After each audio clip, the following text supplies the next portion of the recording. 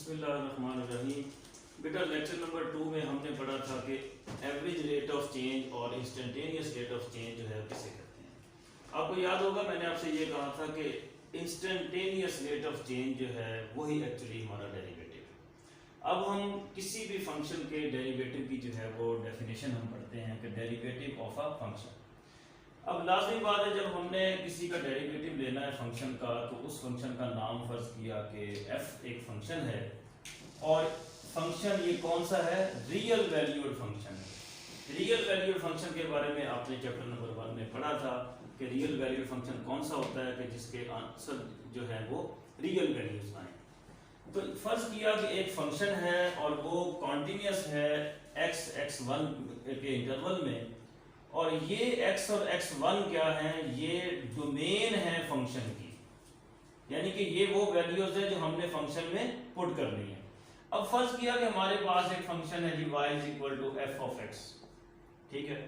अब इस x में जब हम x1 पुट करेंगे तो हमारे पास f of x1 बनेगा और ये f of x, और इंटरवल हमारा क्या है x और x1, तो इन दोनों के दरमियान डिफरेंस जो है वो क्या होगा x1 - x।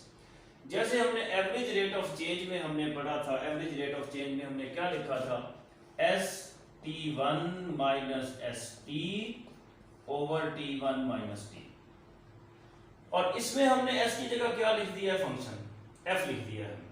और यहां पर हमने जो इंटरवल लिया है वो x1 का है, इसलिए हमने x1 - x लिख दिया।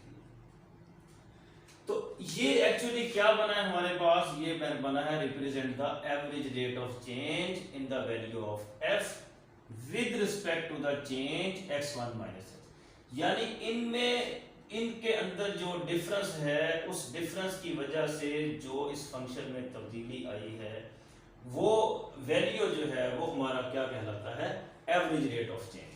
अब ये देखें, मैंने आपसे ये कहा था एवरेज रेट ऑफ चेंज में कि इन दोनों के दरमियान डिफरेंस जो है वो कम से कम होना चाहिए।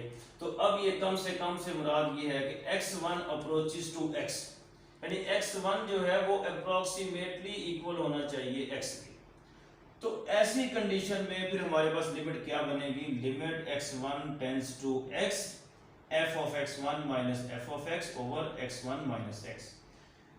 लेकिन इसके साथ ये भी शर्त है, प्रोवाइडेड दिस लिमिट एग्जिस्ट, कि ये लिमिट एग्जिस्ट करे।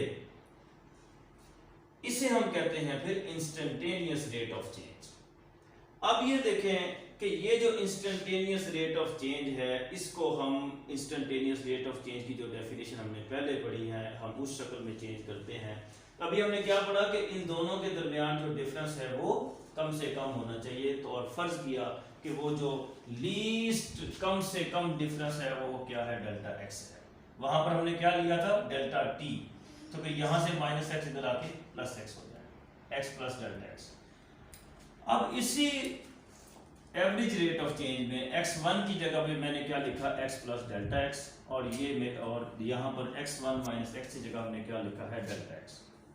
तो अब गौर करें कि जब मैंने कहा कि इन दोनों के दरमियान जो डिफरेंस है वो अप्रोचेस टू 0 होना चाहिए, तो ये डेल्टा x जो है ये अप्रोचेस टू 0 हो गया। तो इसका मतलब ये हमारे पास क्या कहलाएगा, इसे हम कहेंगे डेरिवेटिव ऑफ अ फंक्शन। क्या कहेंगे, डेरिवेटिव ऑफ अ फंक्शन, और इसको हम f' से जो है वो डिनोट करेंगे। कैसे, क्या करते हैं, f'।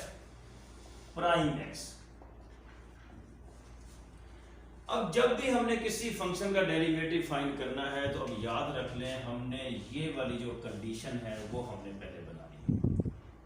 अब ये कैसे बनानी है, अब जरा गौर करें। अब मैं आता हूं आगे next notation of a derivative की तरफ।